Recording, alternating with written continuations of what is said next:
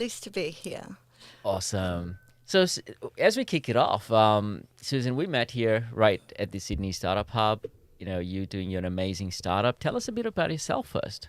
Okay, well, I we met here. I came and did a founder program with the studio, and that was I don't know how many weeks. It's crazy to think now. Maybe 8 or 9 weeks ago. And my company made it. That's MEYD.IT. Um, is my startup that I founded a few years ago, and we can talk about that a little bit more. But basically, what we do at Made It is introduce conscious consumers who want to wear their values directly to slow fashion makers so that people can be part of the solution, not the pollution that's fast fashion. Um, and I'll tell you a little bit more about how I came to start Made It if you like, or do you want to hear about what I've been doing for 9 weeks? You know, before we get into that, I'd love to, know, or get the audience to know a little bit more about yourself because one of the conversations I'm fascinated with speaking to you about is your story. You know, just how did you come about to be, I mean, I want to kind of drive all the way back. Tell us about your amazing experience you've had even before you've even started with your startup. And just Well, 1 second, Suzette, if I could get your mic a little bit closer, closer. that'd be great. Yep, sorry, I just leant back. An Asia Pacific girl, started life in Fiji. I think I was very, very lucky to grow up in paradise when we came back from Fiji. I grew up in North Queensland. And I think I was woke from when I was very, very young. I've always loved the environment and nature. My dad used to joke and say that I was a tree loving hippie, and he was right. When I was 16, I went to university. I started school early um, and never got held back because of that. So I was a little bit bright. I think that's why mum got me to school. And at university, I studied environmental science, but I didn't work in environmental science.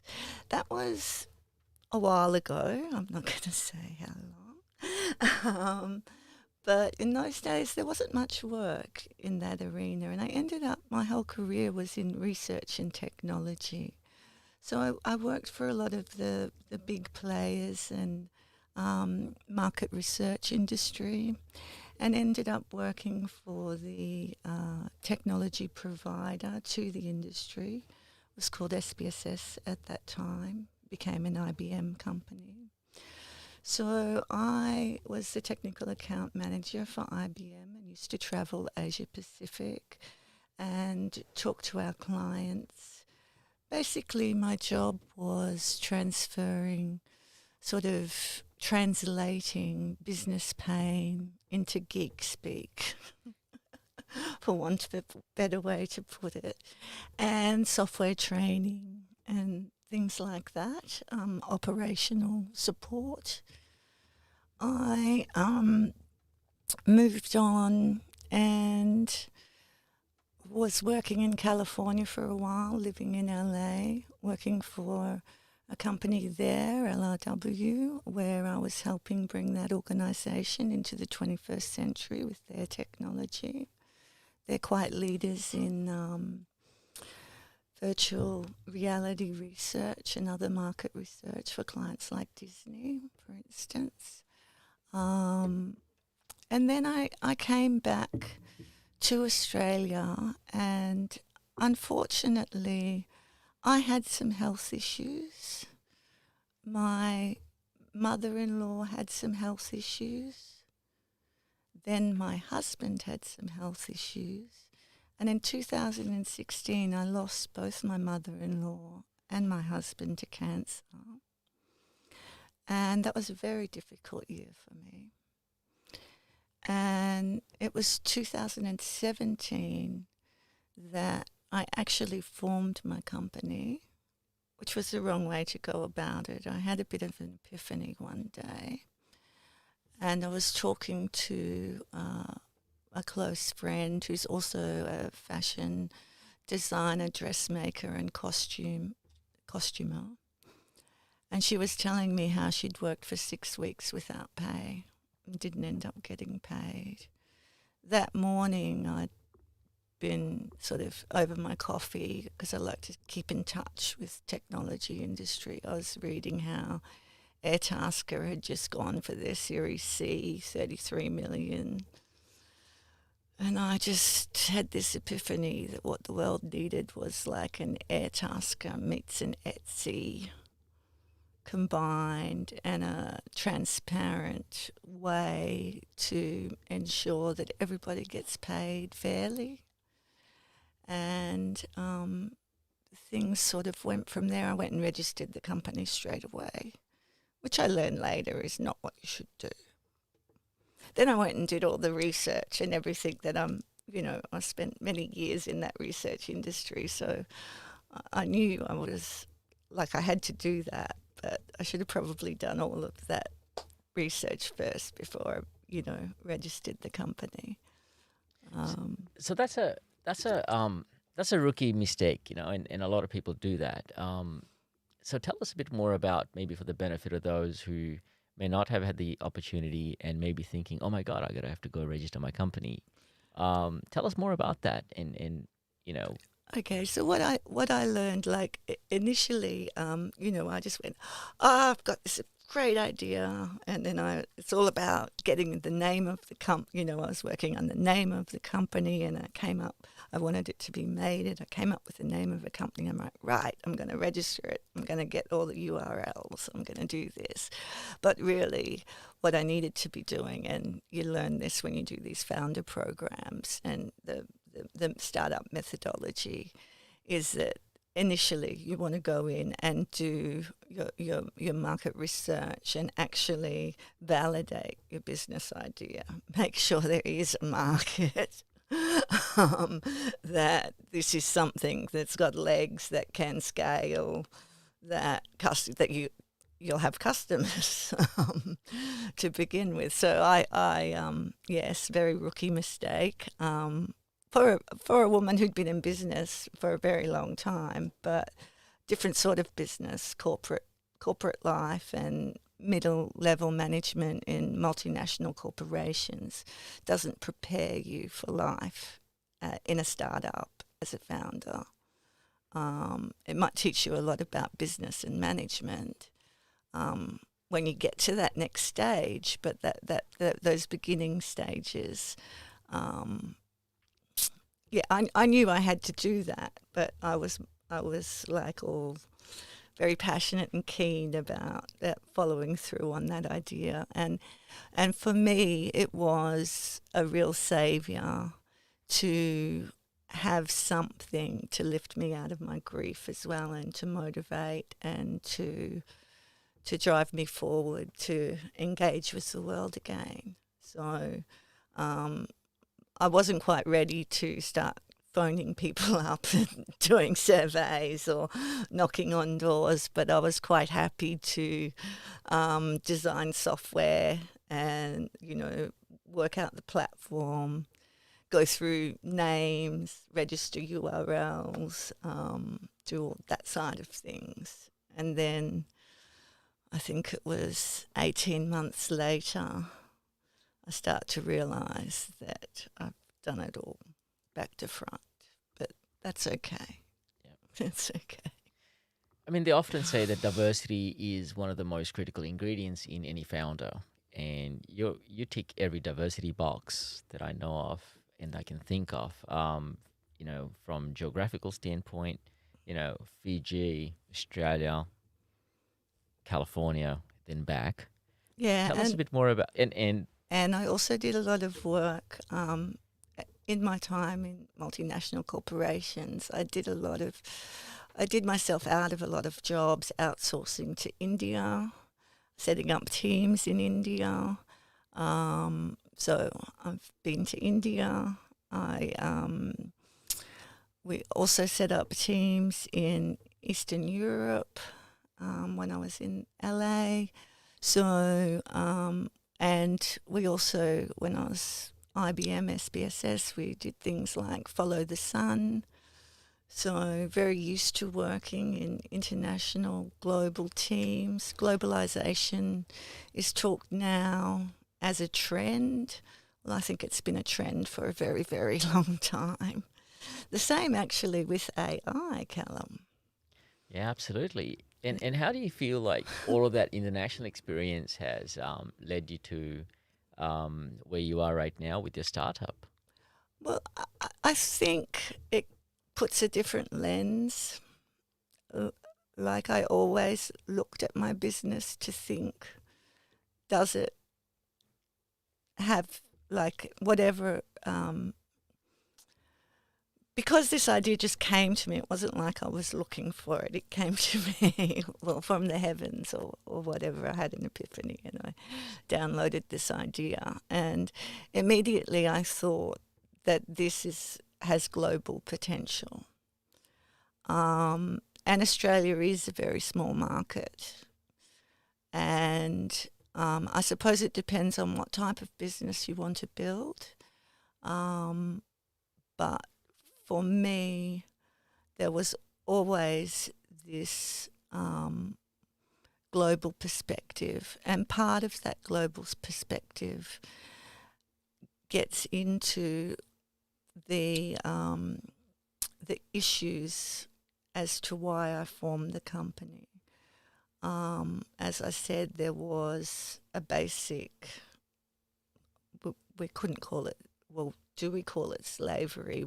Working for no pay, 6 weeks, long hours, stressful work, 2 deadlines, and no income. That's here in Australia, and I think 2 years earlier, Rana Plaza had collapsed in Bangladesh and killed thousands and thousands of garment workers, and globally we were like everybody on Instagram, and we still are using the hashtag who made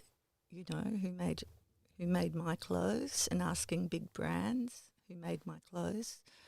Unfortunately, garment workers now are one of the groups of people globally least likely to earn, most likely to not earn a living wage.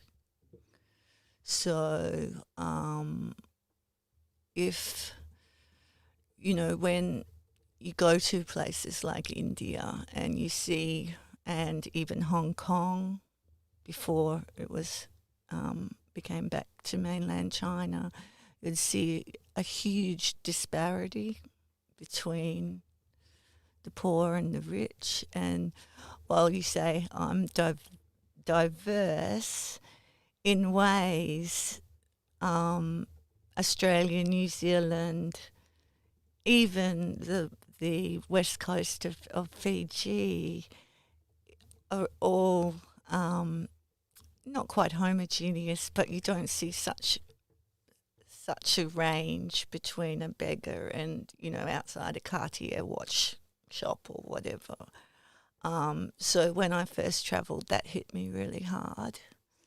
And I, as I said, I've always cared a lot, not just for the environment, but for, being quite an empath for other people's misfortunes. And if there's a way I can use this platform that I'm building to help change the status quo, then that's really, really a big deal for me.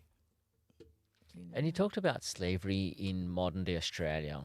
Tell us a bit more about that. I'd love to hear more about your friend's story and what was happening there. Okay, so working for now it's rife in the industry, and I'm not really allowed to sort of mention names. But what's happened here in Australia is we've outsourced to countries like Bangladesh, China, and India the majority of the cut make process of creating a garment.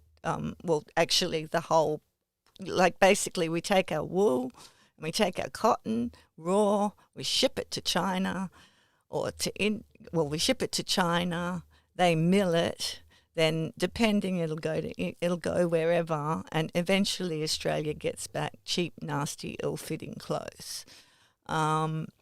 Now, once upon a time here in Australia, there was a huge dressmaking, tailor community. Now that's dwindled and dwindled and dwindled. So young graduates can get caught up as contractors working for medium-sized businesses who are also working on contracts. And so what was happening every fortnight was the boss was saying, when I get paid for that last contract, you guys will get paid. And that just kept going on after 6. But he was still, I mean, you don't know what was really happening on his books, but new jobs were coming in as well. So everybody's running on like very thin margins and being, and unfortunately at the bottom of that, the garment makers themselves and the sewers, the cutters are the ones that get squeezed the most, the costume makers. She was making costumes like, when you go to the football and you see the big like mascots with the big heads and all of that sort of stuff. She was doing those sorts of costumes at the time.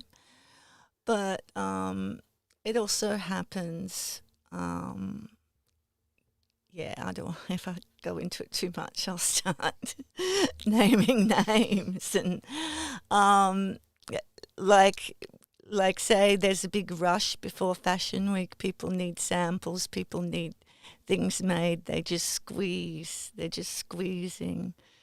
And the pressure's also coming because big brands are over in places like Bangladesh and China, and they're squeezing the margins down. They don't want to pay 50 cents a day for a sewer,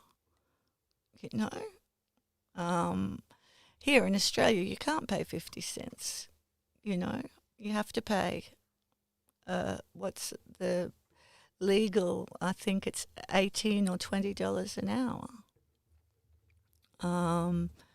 But because everybody's working from home, and often there are refugees, people with low income, people who English is not the first language. They don't understand the rules here. They're negotiating independently and, really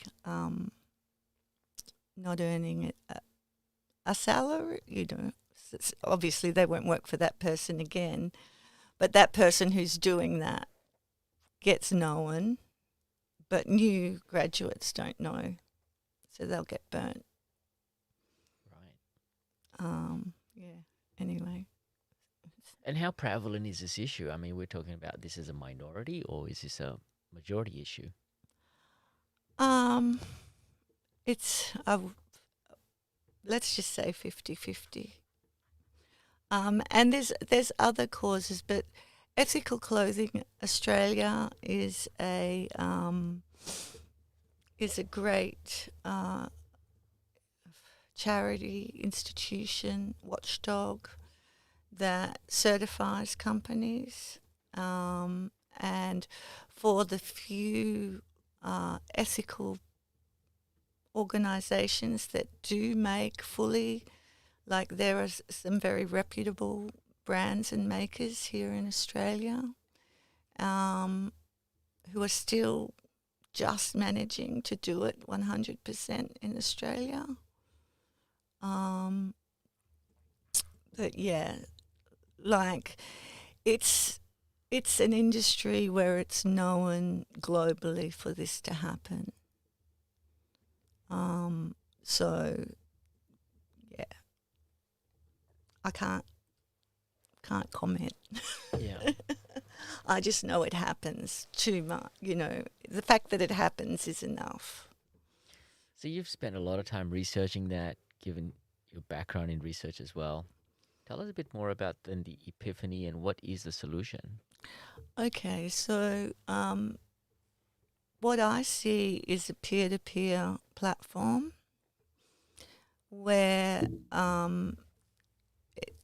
we a client will come in and say, I need something made, and they can negotiate directly with the maker.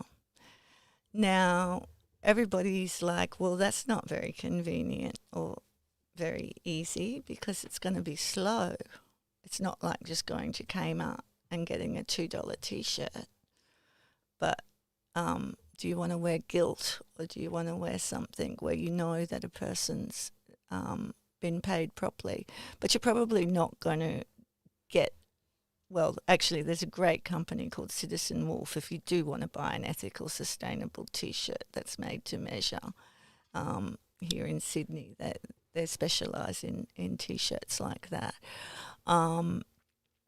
But for items like, your suit, your dress, this technology, this platform that I'm building will not only organize the connection between the maker and the client, it will also enable them to the maker to take advantage of a lot of the technologies that are available nowadays to actually make it more convenient and easy. And just like slow food, slow fashion is worth the wait. So everybody asks me, will robots be making my clothes? And I can now get sew bots as a service for $5,000 US a month, and they can sew t-shirts and really basic clothes. But it's still easier to get somebody to make them cheaper. I don't know if they'll ever get to a full bespoke couture, like a men's suit or a lady's, executive wear or day wear. The things that really are making the advantage are now with the new phones, the 3D capacity, a couple of photographs, and we can use that information to translate that into measurements, into 3D models. I researched one company here in Australia.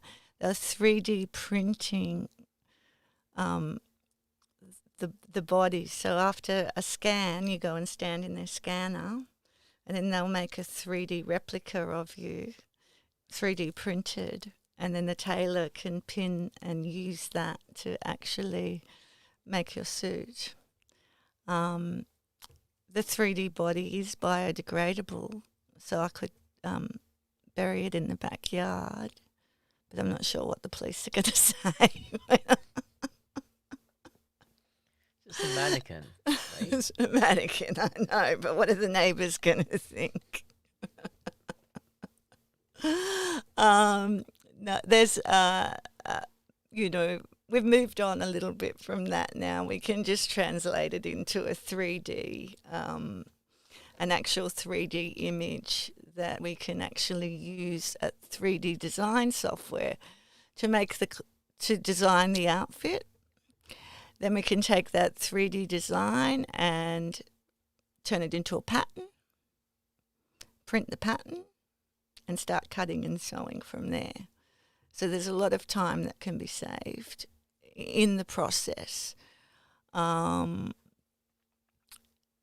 Yeah, that'll do for now because I'll keep going. And no, this is great. I mean, I'm imagining, because I've spent a fair bit of time, like yourself, traveling plenty, and um, for a good 20 years or so, I've become rather spoiled in getting tailor-made shirts and tailor-made suits, Yeah, and everything else. And I've had plenty of experiences in getting it tailored, pretty much everything, from shirts.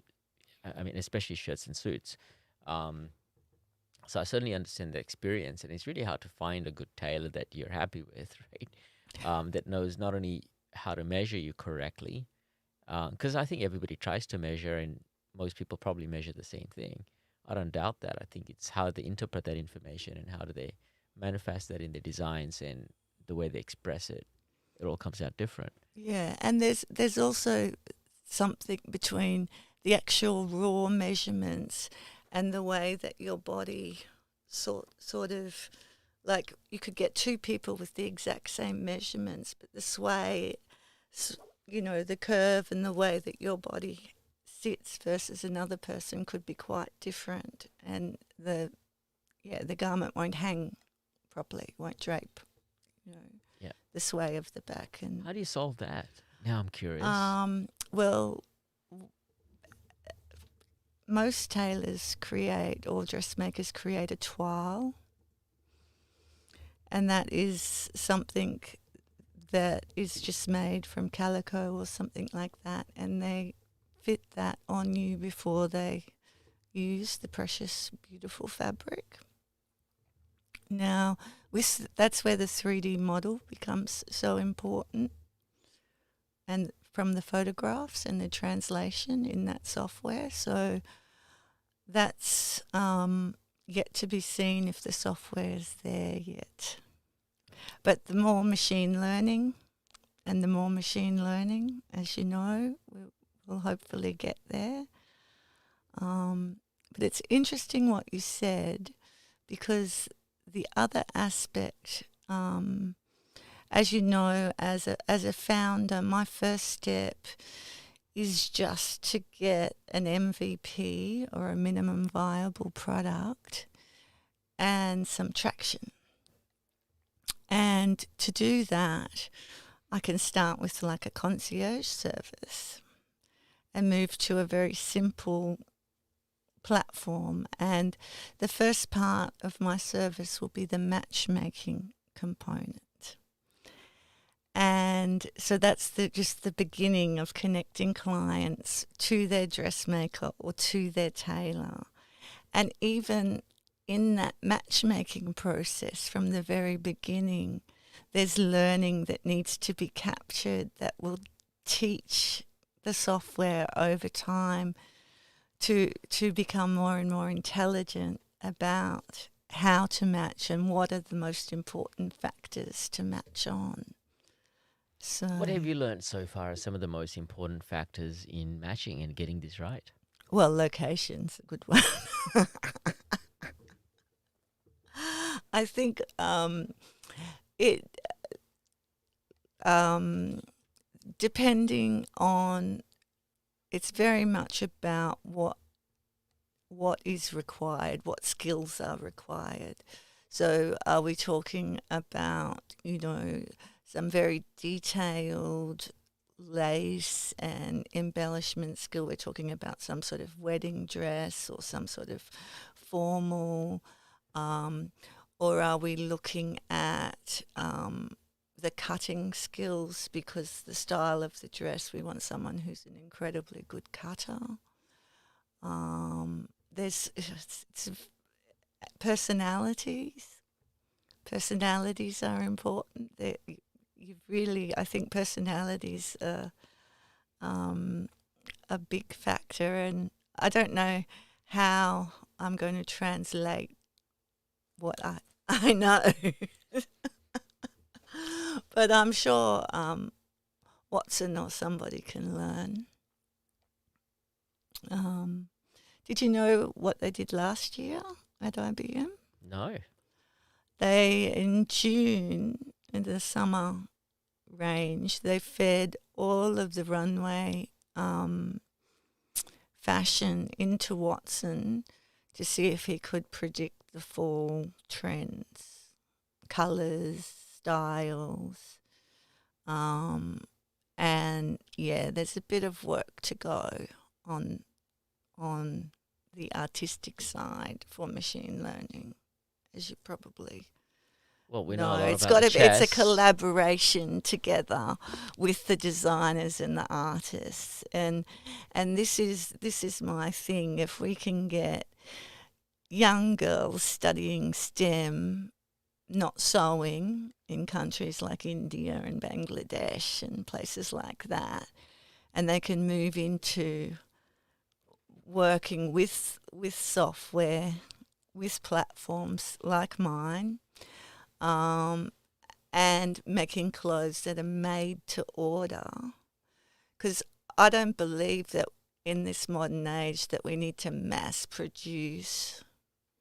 Do you know 100 billion garments a year are made? There's only 7 billion of us on the planet. Yeah. Yeah. So I think it's a broken model. I really do. And with all the tech that we have available to us, we are, like some of the designers are 3D printing some clothes. And there's more like biotextile. There's also so many great things happening that we just need to move away from this mass overproduction and chuck it in landfill and burn it. And the other thing that it does is it stops all our emerging young designers from actually being able to enter the market. So some of them like study for 8 years. They do fashion design, costume, cutting, pattern making, this fashion technologies. And they come out and there's no room for them, nowhere for them to go. So, like, a lot of them end up leaving the industry. There's a minimum production run in China. There's a minimum fabric purchase from India. It should just be, we just make as many as people need when they need them. So what? I should know 2 weeks before that I'm going somewhere. Well, I don't actually. Certainly a wedding. I mean, Oh, wear anything like that. yeah. Yeah. Business clothes. Not that we've needed them through COVID. Had a few requests for dressing gowns Yeah. this year. That was. And we've also had a few people who would normally take, like they've got fabrics that they've collected in their travels and they'd normally take them overseas and get them made by tailors, probably India, Thailand, Vietnam. And they can't, so they're looking for dressmakers and they can't find a dressmaker anymore. And a lot of the designers who are trying to get a range can't find anybody locally either. So there is a good product market fit, I believe, is the And correct. how would you go about doing that? Because I mean, it's not crossed my mind. Certainly not for the last 12 months to be in a hurry to get myself. I mean, obviously, my body has my personal body shape has changed in the past 12 months, more so than it has in the last 2-3 years, right? And there are moments where I do need a tailor. But what would somebody do today in absence of your platform?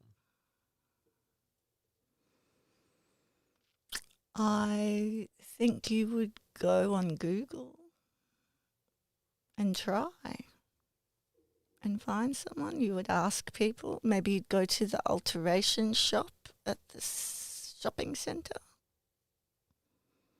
What would you do? Well, those are some of the things I've tried. I would have given them a call. I would have tried definitely my neighborhood shopping centers, and those that list in the vicinity.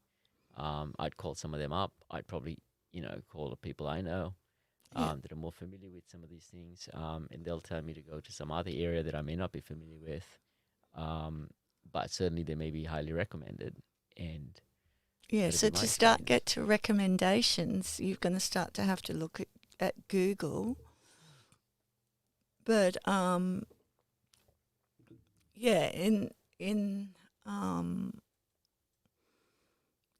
there's no one simple answer. You have to come to Made It, and I'll do the work for you. Awesome. I'll find out what you need, and then I'll find the right person for you. And do all that legwork for you. Right. Save you time. You continue focusing on the business at hand, or the family, or whatever you need to focus on, and trust that Made It will find you the right maker. And typically, what we would do is we'll start with one, and once the platform's all up and running, you probably have an option of a couple, and you can get the price quotes, and then you make the decision, based on looking at the profiles, looking at the work. Yeah. So it's a fantastic idea. I mean, I can't wait to use the platform myself, or rather get the help that I need, that I think I do. Tell us a bit more about your journey with the, with the program that you just finished off not too long ago. And what are some of the highlights of the program? For me, it was a lot about because 2020 was a difficult year. I think it was for everyone. As a solo solo founder at the moment, and having some more life challenges. At the beginning of the year, I lost my dad this year, and that kicked off some complicated mental health challenges. And by the end of COVID, I was a little bit, not my normal self. And so just having a cohort, a group of people coming and listening to other founders' stories and challenges was just so inspiring, and just reigniting that passion inside myself that, yes, this is what I want to do. This is, that's understandable what I've been through this year. And I know I was sitting there at times this year trying to kick myself to get moving, but I was there was a bit of stagnation going on. So it really put the fire, just great founder stories, and the challenges that people faced, I think is what I liked to hear. And talking about that, did I tell you what I discovered today? Please tell us more. Amazon today, well, yesterday, 15th, but overnight, Amazon have announced their Made For You technology, which is based on 2 photographs to get the measurements. But it's just for T-shirts at the moment. But I've spent 2 years researching fit technology, and I was just about to go with a company called 3D Look. And here's Amazon moving in, well, not moving. I mean, I see it as a challenge and an opportunity in the same breath. So Amazon are releasing this Made For You technology. Amazon have Amazon Handmade. So anyway, I've already sent a a LinkedIn reach out to somebody in Amazon in Seattle to say, "Hi, would you like to work with me on this?" I mean, it sounds like an opportunity You or a know, challenge. And how are you seeing that? uh, both. I'm seeing it as validation, and I'm seeing it as a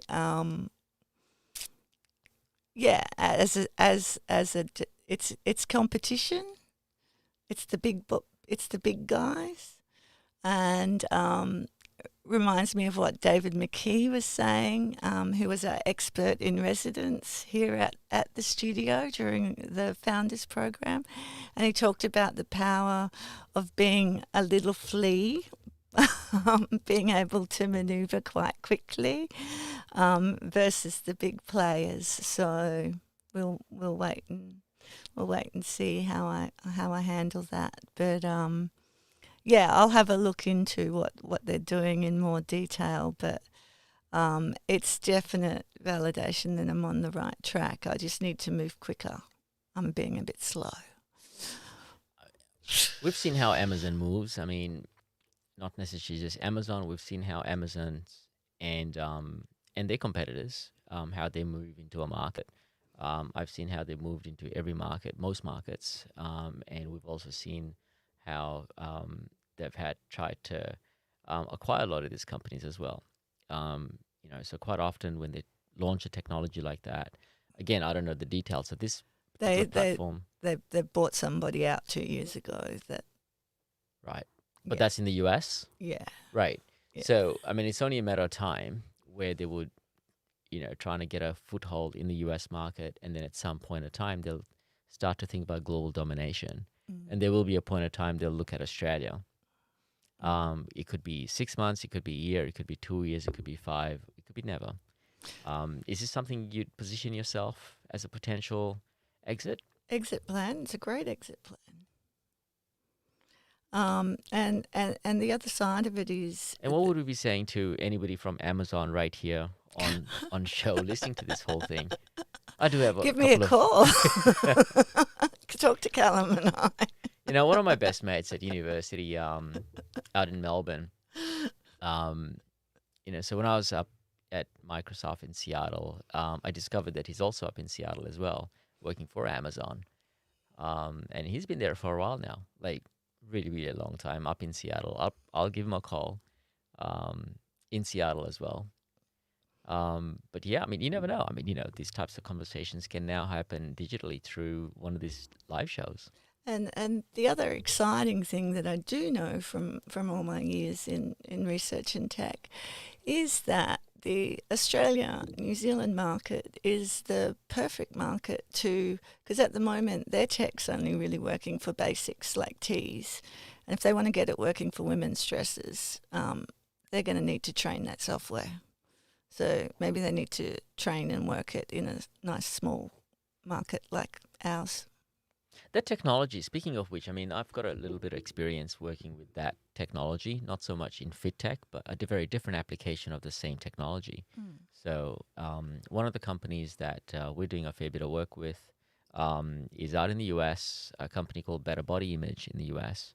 And the way they operate is similar sort of a thing. You take a picture, you take a picture on the front and you take a picture on the side. And based on those two images, it's able to do measurements. Yeah. But they're using the measurement technology to then start to understand what your body will look like, applying AI to that, to understand what your body will look like if you lost 10 pounds, and over time as well. So you can now start to visualize what you look like in 12 weeks, for example, or 16 weeks over time, based on your body, and it uses morphing technology and AI essentially to give you that sense of what your body will look like. And that's based on like 20 years of clinical data. Yeah. But I could imagine, similar types of technologies are now being used for fitwear too. And Yeah. You can totally like the 3D design. That there was a designer who I had to caution her because she put herself in a fur coat. She designed a 3D fur coat, and I said, that's the only way to wear fur, darling. But yeah, you can now use the 3D design software to make clothes for yourself, just for your digital avatars as well, which is going to be huge in the whole VR, augmented reality, gaming world as well. You can design your own clothes or whatever to wear there. But to know what you're going to look like, oh, here I am, I'm super skinny running around. Or more pumped up too, because other people want to build their bodies up, don't they? We don't all want to lose weight. So that's pretty cool. But what I'm saying is then you just sit there behind and have your virtual augmented reality worlds and don't lose any pounds. So, I mean, it's interesting you say that because, if we had not had COVID, I would have been guilty of buying perhaps more clothing. And this is probably one of the years that, I probably bought the least amounts. I can't speak for everybody else in the world, but I certainly haven't been in a hurry to go to the mall and, look at things and do some more impulse stuff. And this Christmas is one of the few times that I'm actually not feeling like I need to go out and get some more stuff.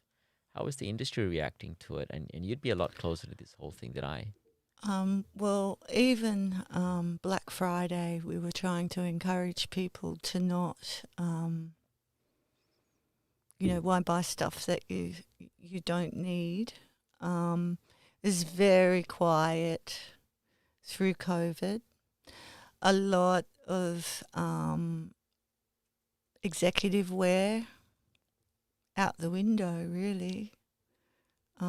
People just have no need for it when you're working from home. So and obviously no weddings, no events to go to. But that's where this virtual 3D stuff's really taken off. So just having the 3D design and putting it on your avatar and sticking your avatar in an event somewhere or something like that is quite popular. But do you see? But I'm hoping we get back to the reality. But do you see this whole thing potentially going a bit too far? Where, you look at Zoom and Teams and everything else, where everything is now digital. People are faking the background, and it's just a matter of time where people will be faking the clothes they're wearing. Mm-hmm. And if they're faking the clothes you're wearing, and people will be starting to fake what they look like. Like you look at Snapchat, right? It's kind of like, you can use Snapchat tech, for example, and it just hasn't come yet to Zoom, where people are going to start augmenting everything about them, from their voice to their visualization, and to the clothing. And, I could turn a little button that says, put a tie on because, I'm speaking to Susan, right? Or take the tie off because, I think she likes that color better. But I mean, there's so much that can be done now virtually or could be done and should be done. Perhaps that's not being done yet. But as we spend more and more time working from home, fashion industry has changed, always, I think. And even if you look at people in the office, like I'm not wearing a tie. 2 years ago, 3 years ago, you would not see me without a tie in the office. Yeah. And that's changing. And so how do you think some of these external factors are going to be affecting the opportunities of tailor-made clothing? Well, it's definitely put a big dent in the industry and made things very difficult. People will still get married. We're still going to have weddings. As I said, executive wear is morphing and changing. What is the big trend, however, is that people want to be more unique. The one of a kind, I don't want to be wearing something like anybody else. I want it to express my personality, like whatever flares, whatever. I mean, you probably did this always with your suits and shirts anyway, put little things that cufflinks and things. Yeah. special Yeah. insignia and stuff that just made it yours. But taking it that next level, people are really they just want something unique and one off. The younger generations that still needs to fit into the tribe, but can't be exactly the same. Everything more unique looks, and that's what the made to order, made to measure platform will be able to offer. And the other thing that's changing as well is the intelligence of the fabrics. And people like sportswear and compression wear and like everybody's in their runners and their casual wear, and that then can monitor your heart rate or your temperature and all of these sorts of things. That's, I think, going to become more and more prevalent as we move forward as well, into that type of, into that clothing. So how far away in the future are we thinking, Susan? I mean, you're thinking some of these things. I mean, wearable tech, for example, has been talked about for a very long time. These in terms of- textiles are available now. Okay. But when does that become mainstream, you think? Oh, we're normally 2 to 3 years. Yeah. And how much of that you're wearing right now? I'm not. I've just got my watch on. I think the next thing's going to be the glasses, the augmented reality glasses, and that's going to drive that next level of what you were saying about everybody having everything augmented. And then the health crisis. What's your temperature? Do we have to can't we just pick it up? Like the automation around those key health statistics. We'll see what happens with our how well we get rid of, how well the vaccine works. But there'll be something else, no doubt, unfortunately. I think we've got to accept that we've pushed our planet a bit too far. And these, things like COVID are going to keep happening. So one of the things, sorry, that's just a changing, bit of a sad. just changing. I mean, Yeah, switching let's- into Let's pick it up. just switching into switching gears into our final segment. Really, most of our engagement has been mostly on Fridays, where we sort of gotten very used to seeing you at the studio. And I think the 4:30 is something we love getting together at the studio right here at the Sydney Startup Show at the studio. I mean, we love that. I love that. I love hanging out with you guys pretty much every Friday.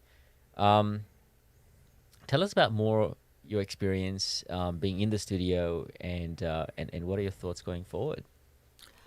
In terms of, I really enjoyed being here at the studio and the Startup Hub. I think that it's a fantastic place and venue, so easy for me to get to from Bondi. And really great residents. Chantel is, fantastic. I need to get to a special little place called Traction and Revenue, or a little bit, or maybe an angel investor to be able to spend a little bit more time here. So if I had either of those things, I'd be here tomorrow. Awesome. Speaking of capital raise, I mean, obviously, capital raise is a major topic, top of mind for every founder we speak to. Um, how has the program prepared you a bit better for, being more prepared, I guess, for capital raise?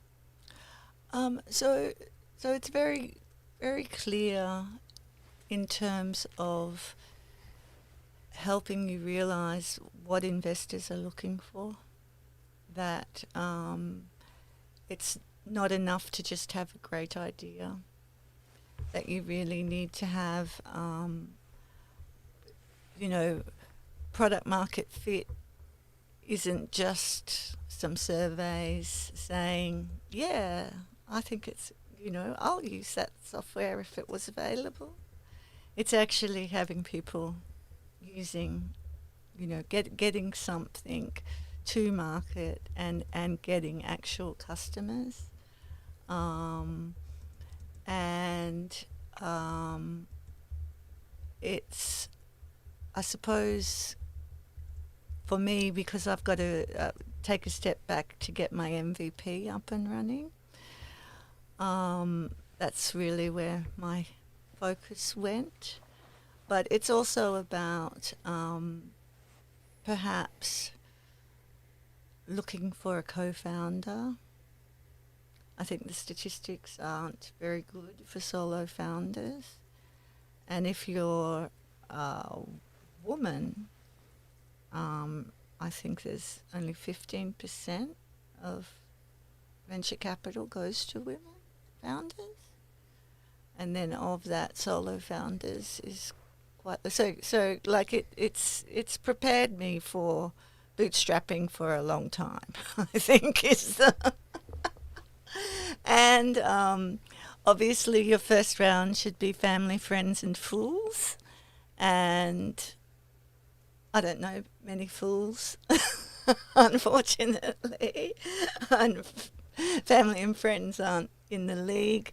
So the next level is angel. So yeah, every night I do a little prayer for an angel. And how much capital are you trying to raise at the moment? Oh, I'm probably just looking at like 30K or something to get the platform to an MVP stage. And what do you need the 30K for again? Developer. Developer. And how hard is this to replicate this idea? Because the last thing you want to be able to do is have all the people listening into this show for us saying, yeah, I can go build that. Well, another thing that the founder program helped me with is that don't be afraid that everybody's going to steal your idea because they're all too busy with their own ideas. So and I do have a unique look on it. I do have a database that's filling. I do have a lot of contacts. I have done a lot of research. I'd challenge them to it. So if I get that, you're looking for $30,000 to get your MVP build predominantly, and tell us more about the technology. I mean, you spent a career in technology, so you've probably got a really good idea as to what it takes to get it built. I actually got recognised with I got a Bachelor of Science in technology now as well, and management, but I didn't have to study for that. It was a recognition of prior learning. I did code once, but it's been a long time, and I'm more product and project management. And I've basically, I've got the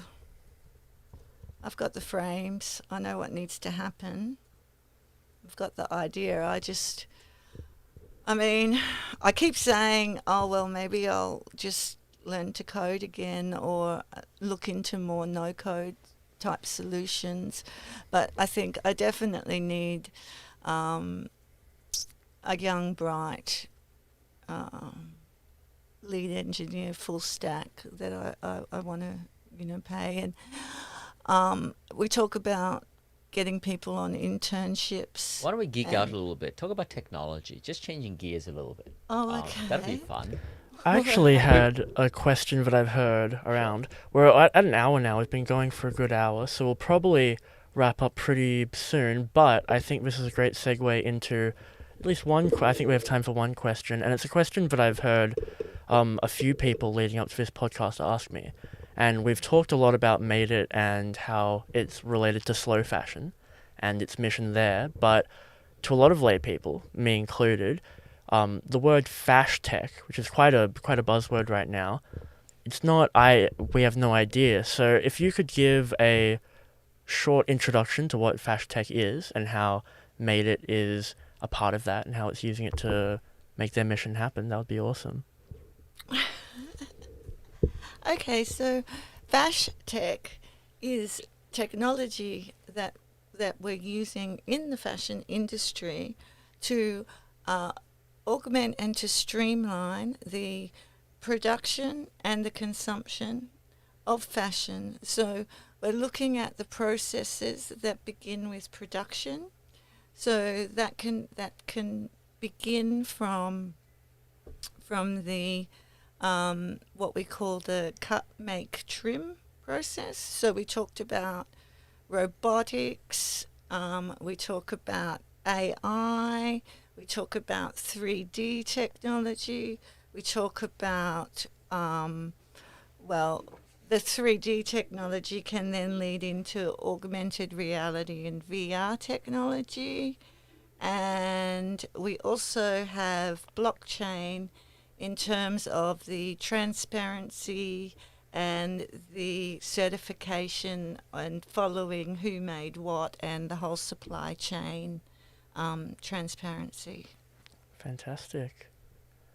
And then just basic things like we were talking about matchmaking like other general technologies that are all about customer relationship management. Yeah, of course. I didn't mention CRM. Fantastic. So I think that's just about the time we've got for today. Callum, would you like to sign us out?